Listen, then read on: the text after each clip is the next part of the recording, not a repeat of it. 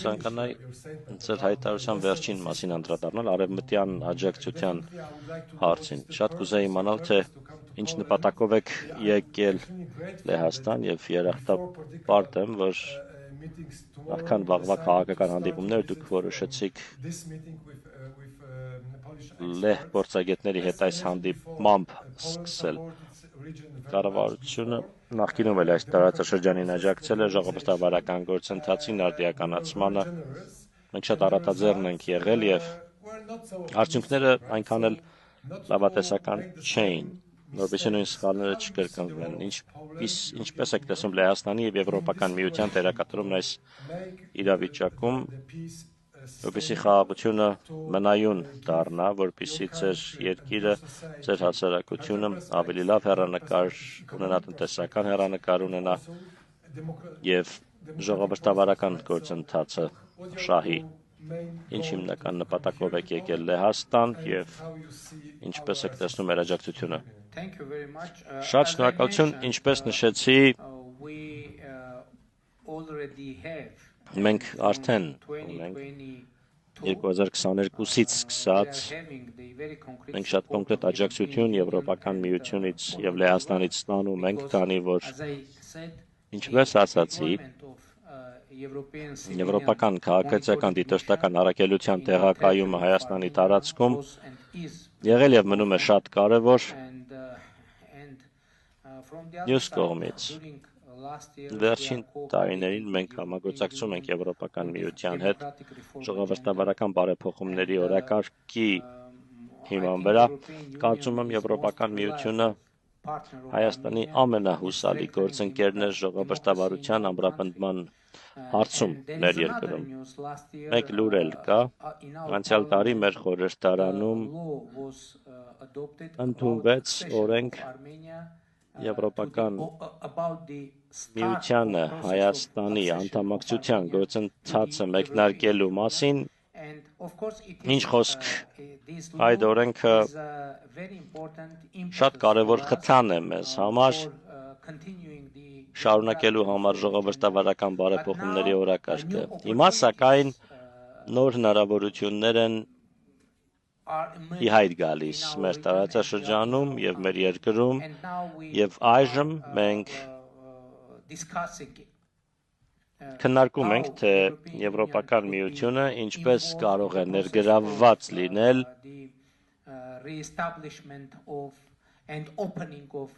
տարածաշրջանային հաղորդակցությունների բացմանը, վերահաստատմանը։ Մենք հույս ունենք, որ ներդրումներ կգան Եվրոպական միությունից եւ անդամ պետություններից։ Մենք կենտրոնանում ենք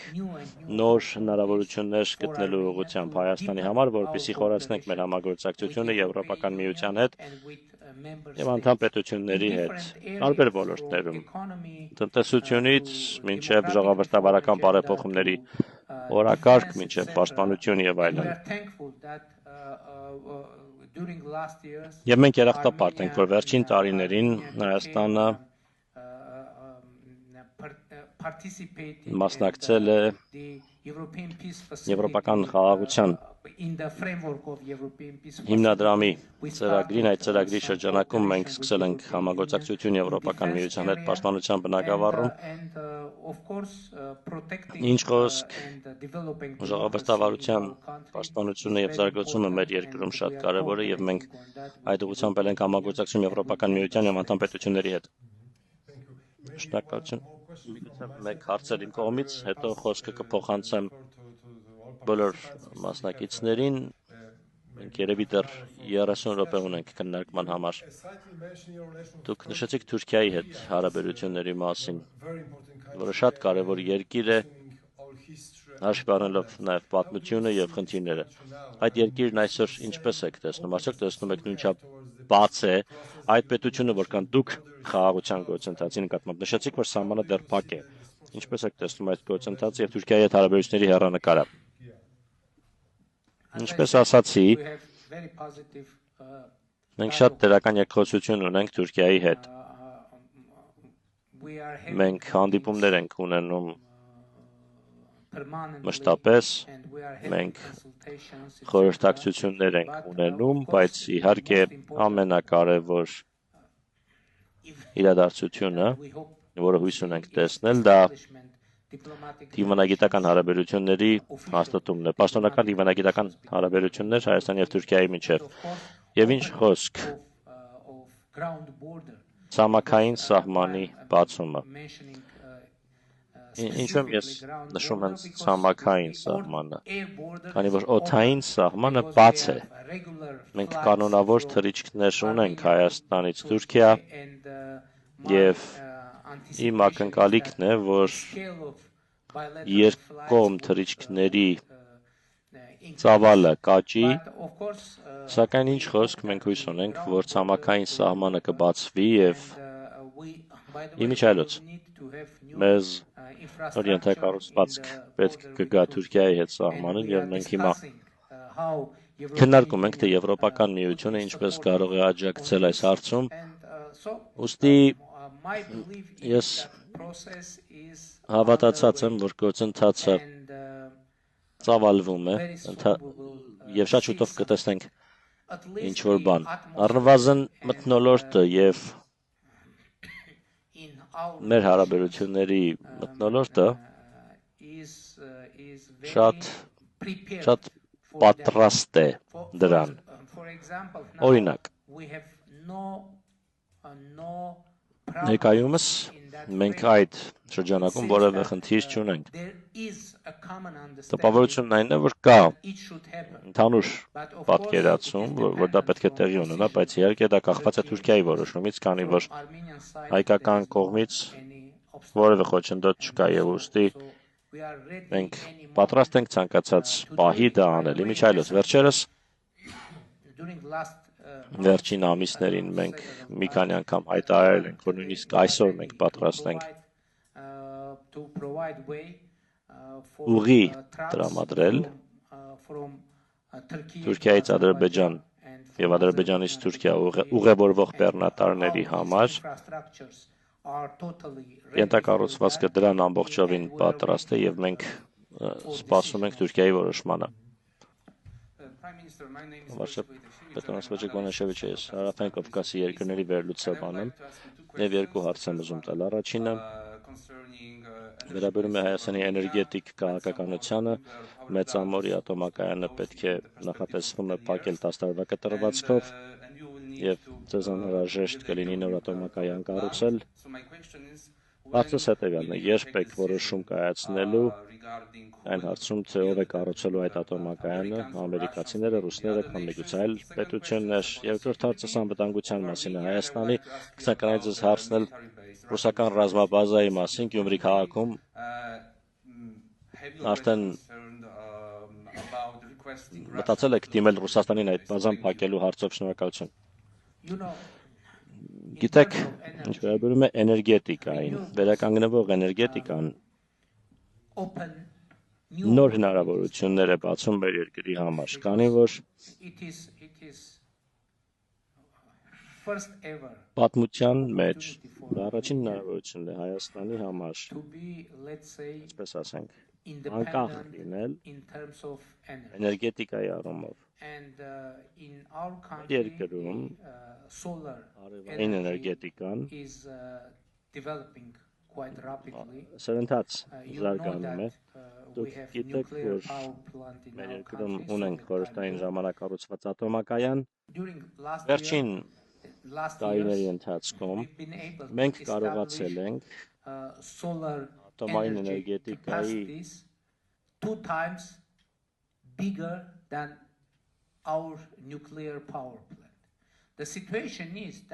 արևային էներգետիկայի ոլորտում ատոմակայանի կարողությունը կրկնակի գերազանցող կարողություն հաստատել, և մենք հիմա մեծ ատոմակայանի կարիք մենք չունենք, հաշվի առնելով հենց նոր նշածս գործընթացները։ Ուստի մեր փորձագետների գնահատականով մեզ անհրաժեշտ է ունենալ փոքր ատոմակայան։ Ահա թե ինչու մենք նախնական որոշում ենք կայացրել, որ փոքր մոդուլային տիպի միջուկային կայան, ատոմակայան ենք ունենալու։ Հիմա մենք քննարկում ենք այդ հնարավորությունը մեր գործընկերների հետ, մենք դա քննարկում ենք ԱՄՆ-ի հետ, Ռուսաստանի հետ, Չինաստանի հետ, Հարավային Կորեայի հետ, Ֆրանսիայի հետ, եւ մենք որոնում ենք լավագույն առաջարկը մեր երկրի համար։ Եվ այս գործընթացը շարունակվում է, դեռևս վերջնական որոշում չունենք, քանի որ հետազոտում ենք տարբեր առաջարկները։ Ինչ վերաբերում է ռուսական ռազմական ներկայությանը մեր երկրում, դուք գիտեք, որ վերջին տարիներին ինչ-որ բան տեղի ունեցավ եւ մինչև 2024 թվականը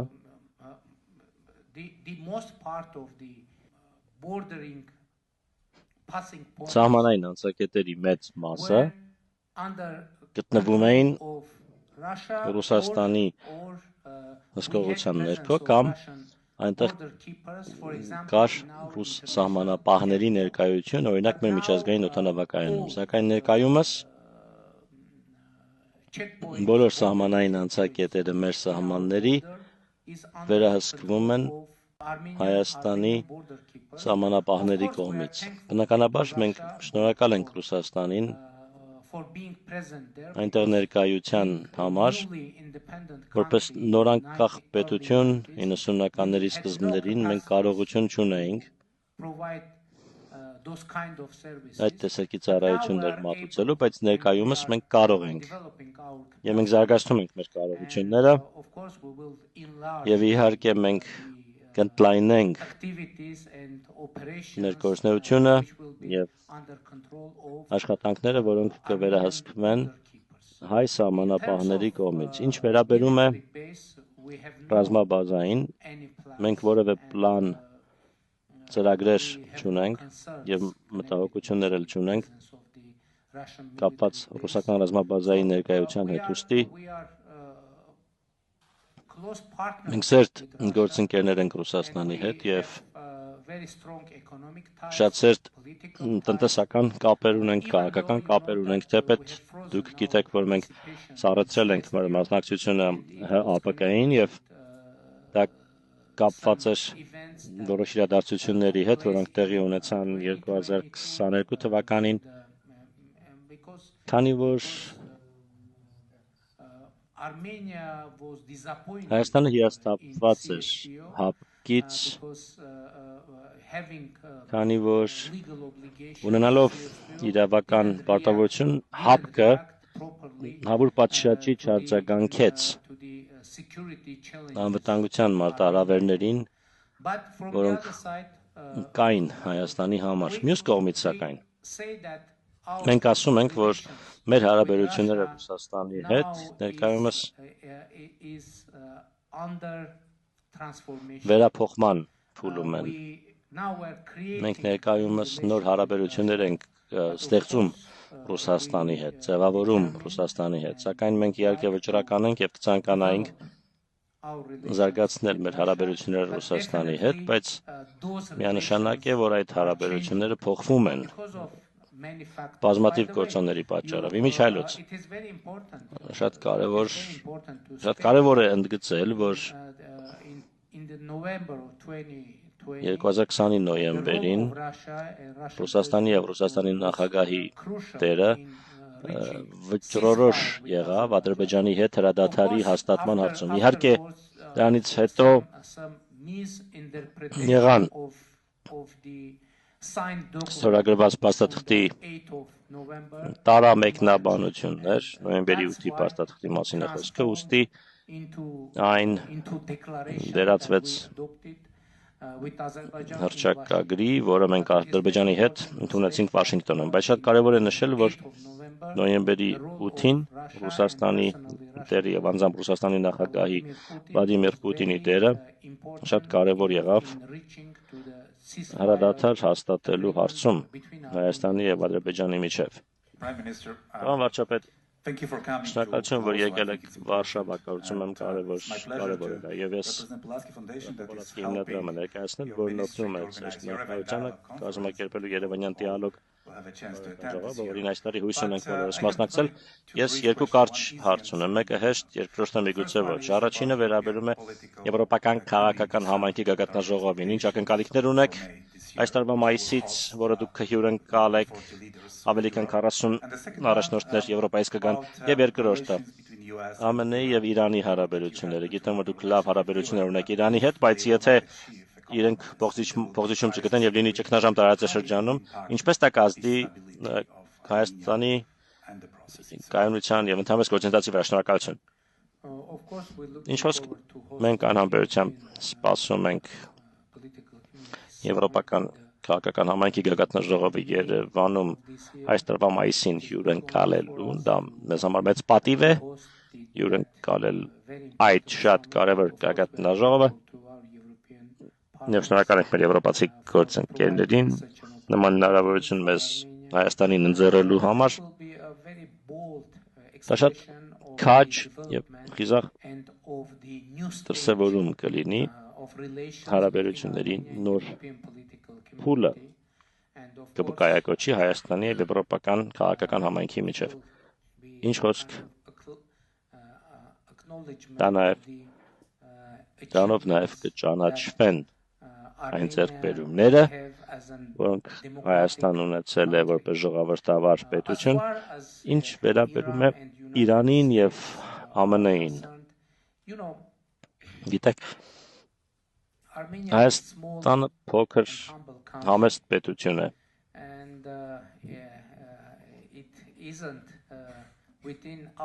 Եվ մեր կարողությունների սահմաններում չէ դատել ԱՄՆ-ի եւ Իրանի միջև հարաբերությունների մասին։ Մենք իհարկե մտահոգված ենք եւ մեր ցանկությունն է, որ հնարավորություններ լինեն իվանագիտական ճանապարհով ելք գտնելու այս իրավիճակից եւ իհարկե այս շատ փոփոխական իրավիճակում, անկայուն իրավիճակում մենք ուրախ ենք, որ կարողացել ենք կայունություն եւ խաղաղություն հաստատել մեր տարածաշրջանում եւ իհարկե ցանկացած անկայունություն, ցանկացած մարտահրավեր շատ մտահոգիչ է։ Եվ մենք հույս ունենք, որ կայուն իրավիճակ ունենանք մեր լայն ընդլայնված այսպես տարածաշրջանում ակնհայտ է, գիտեք, որ մենք չենք կարող մեծ ազդեցություն ունենալ այդ իրավիճակի վրա, ուստի մեր անելիքն է հուսալ, որ մեզ մնում է հուսալ, որ ամեն ինչ լավ կլինի եւ իհարկե եթե լինեն հնարավորություններ դրական ազդեցություն ունենալու, ապա մենք կուզեինք, բայց ինչպես ասել եմ, մենք փոքր պետություն ենք եւ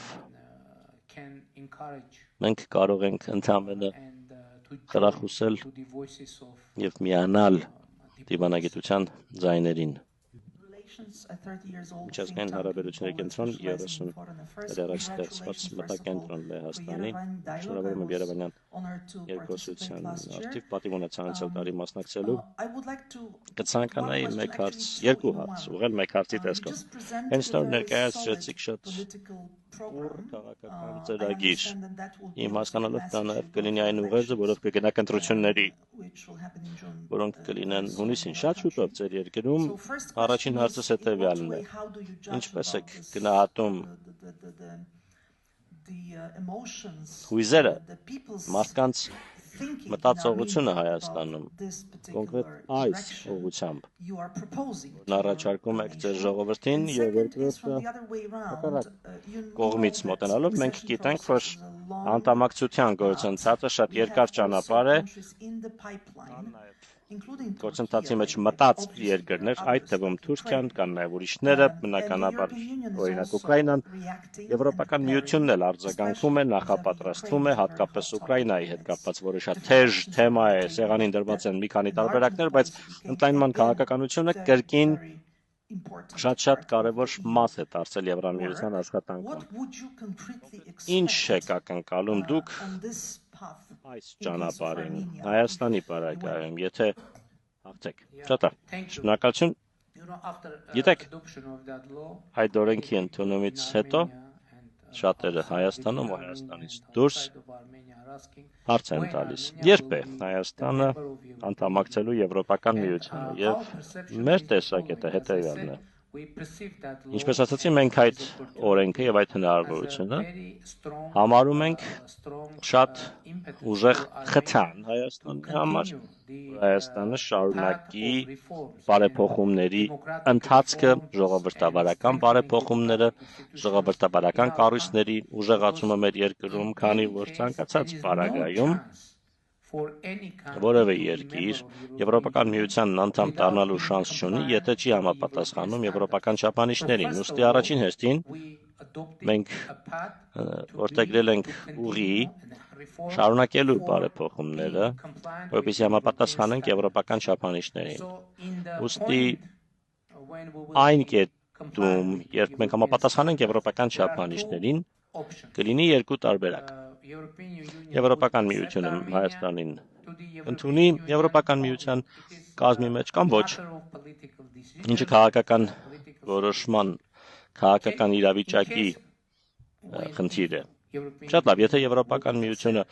ընդունի Հայաստանին որպես լիարժեք անդամ, դա շատ լավ իրավիճակ կլինի Հայաստանի Հանրապետության համար։ Իսկ եթե ոչ, ցանկացած պարագայում դա կլինի լավ, որովհետև այդ պահին մենք կլինենք պետություն, որը լիովին կհամապատասխանի եվրոպական չափանիշներին։ Այսպես ասենք, երկուստեք շահեկան իրավիճակ է։ Այդ իրավիճակում պարտվելու շանս չկա, որովհետև առաջին հերթին շատ կարևոր է մեզ համար լինել ուժեղ, ժողովրդավար պետություն։ Ժողովրդավարության իմաստով, ինստիտուտների, թափանցիկության, իրավունքի գերիշխանության եւ այլն եւ այլն։ Ցանկացած պարագայում այդպիսի պետություն կլինենք եւ դա մեծ հաղթանակ կլինի մեզ համար։ Հաջորդ հարցը մեր ներքաղաքական իրավիճակի մասին եւ մոտալուտ ընտրությունների հնարավոր չէր լինի այս կետին հասնել առանց մեր ժողովրդի սատարման։ Դա հնարավոր չէր լինի։ Գիտեք, ինչ տեղի ունեցավ 2024 թվականին, քանի որ բազմաթիվ քննարկումներ եղան, թե արդյոք ճիշտ ճանապարհ է սա որդեգրել խաղաղության քաղաքականություն եւ այլն եւ այլն։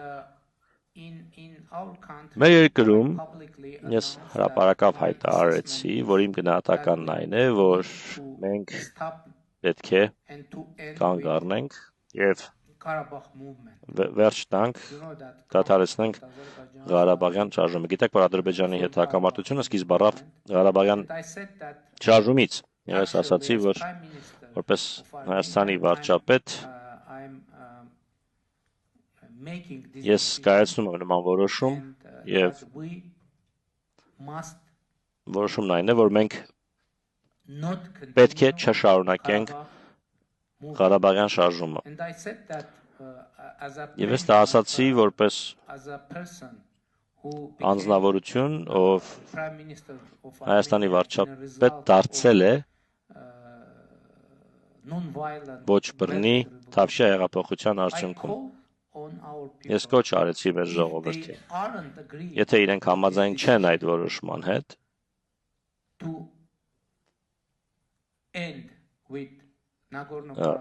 ավարտելու Լեռնային Ղարաբաղի Ղարաբաղյան շարժումը, ես կոչ արեցի մեր ժողովրդին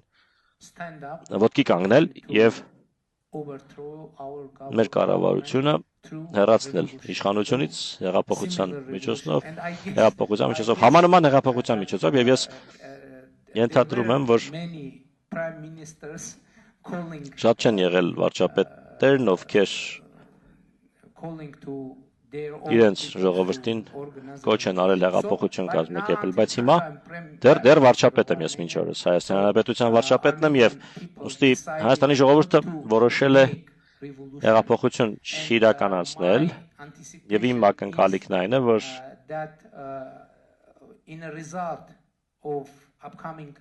մոտակա ընտրությունների արդյունքում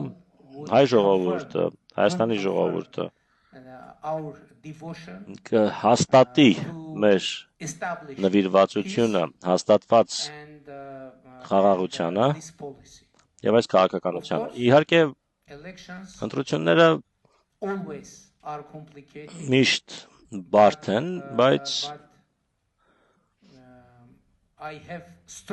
ես քաղաքական ուժեղ հավատ ունեմ, որ Հայաստանի քաղաքացիները, Հայաստանի ժողովուրդը կվերահաստատեն մեր նվիրվածությունը այս ռազմավարությանը եւ այս գաղափարախոսությանը, որը մենք անվանում ենք իրական Հայաստան գաղափարախոսություն։ Alright, so Diana Skaya from TVP World. TVP World, please. Բարի գալուս Լեհաստան, շատ ուրախ ենք, որ դուք ստեղ եք։ Ձեզ էլ բարի գալուս, պարոն Միրզոյան, remember you very well. Mr. Pashinyan, first of all, Pashinyan, you did mention something very very important. TVP World was first of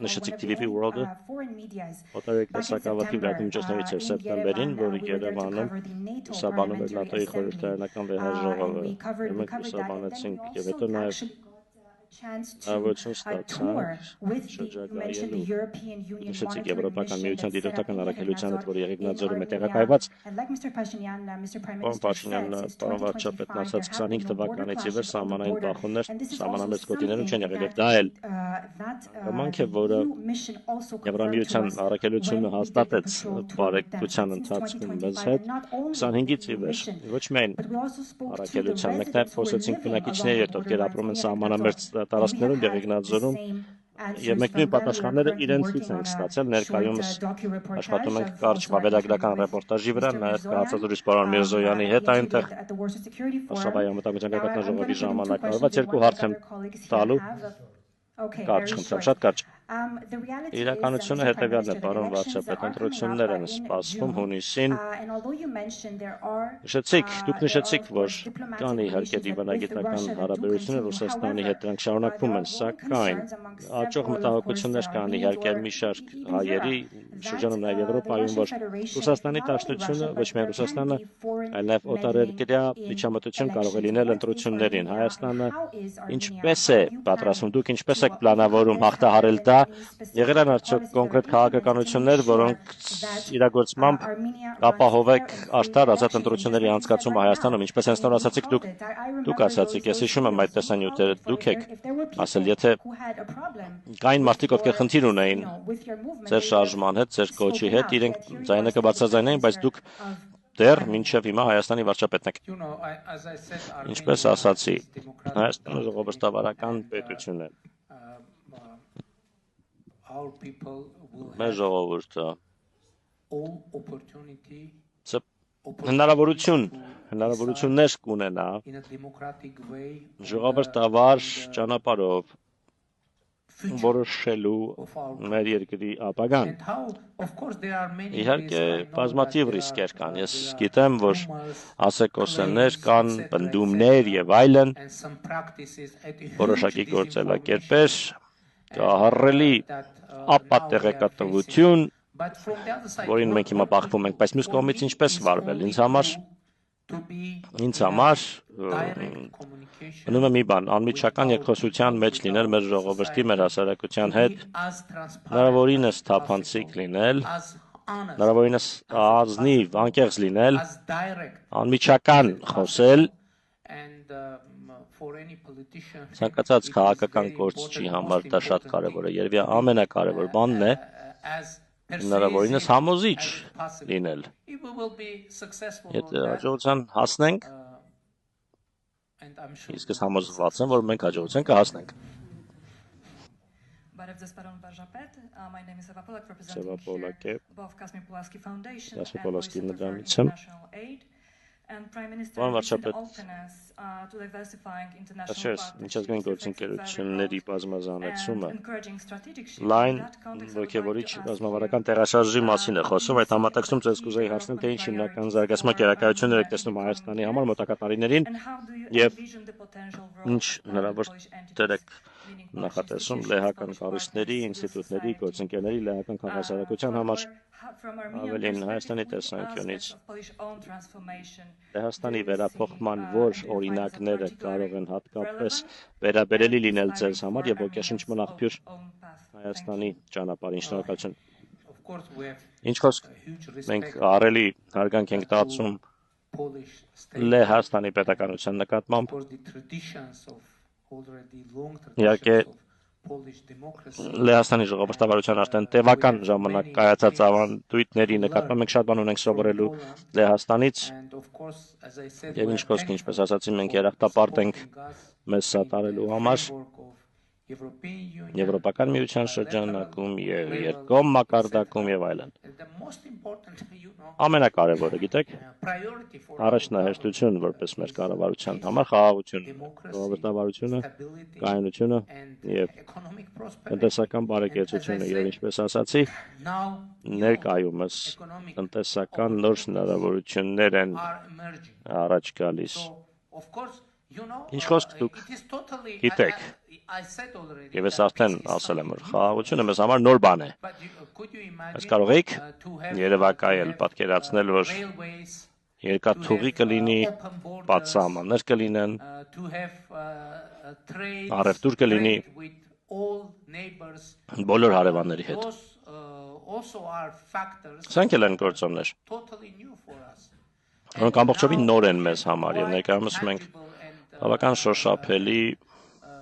visible economic growth տեսանելի տնտեսական աճ ունենք եւ ես հավատացած եմ որ խաղաղությունը արդեն իսկ շատ դրական ազդեցություն ունենում է Հայաստանի տնտեսական կյանքի վրա, սոցիալական, հասարակական կյանքի վրա եւ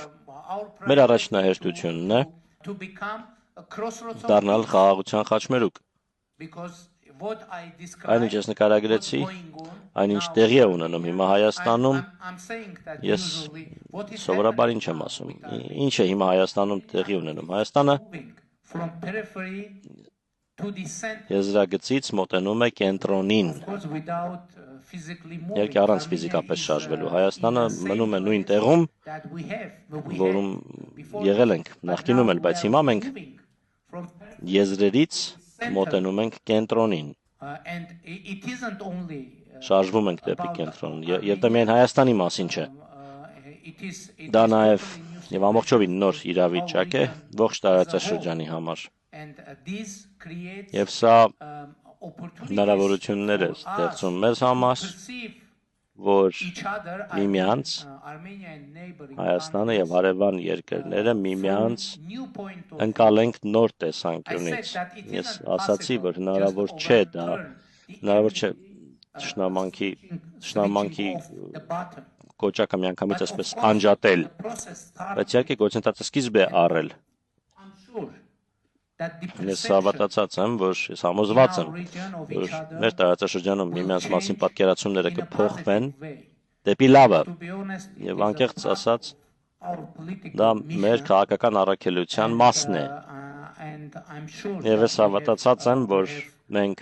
strong will ուժեղ կամք ունենք to deliver որպիսի that mission այդ առաքելությունը And my feeling իրագործենք is եւ իմ զգացողությունն այն է որ that there is determination կա վճռականություն to deliver ապահովելու not only in Armenia, արդյունք but ոչ in միայն Azerbaijan Հայաստանում as կա well. այլ նաեւ Ադրբեջանում կա Look, քանի որ տեսեք Azerbaijan in Ադրբեջանը October հոկտեմբերին announced that, հայտարարեց որ lifting all obstacles բոլոր խոչընդոտները վերացնում է for transit through railway to Armenia. դեպի Հայաստան երկաթուղային տարանցման համար դա Real change. It was իրական a game փոփոխություն էր խաղը փոխվեց As I said, since իրավիճակը our փոխվեց independence, ինչպես ասացի մեր անկախությունից ի վեր նույնիսկ մեկ գնացք to come to Armenia չի եկել Հայաստան Ադրբեջանի տարածքով But now we are having իսկ այժմ դա that in a տեղի է ունենում maybe weekly երևի basis, ամեն շաբաթ which is real ինչը change իրական in life փոփոխություն է Հայաստանի կյանքում, մեր տնտեսության համար, մեր տարածաշրջանի կյանքում եւ իհարկե դա ուժեղացնում է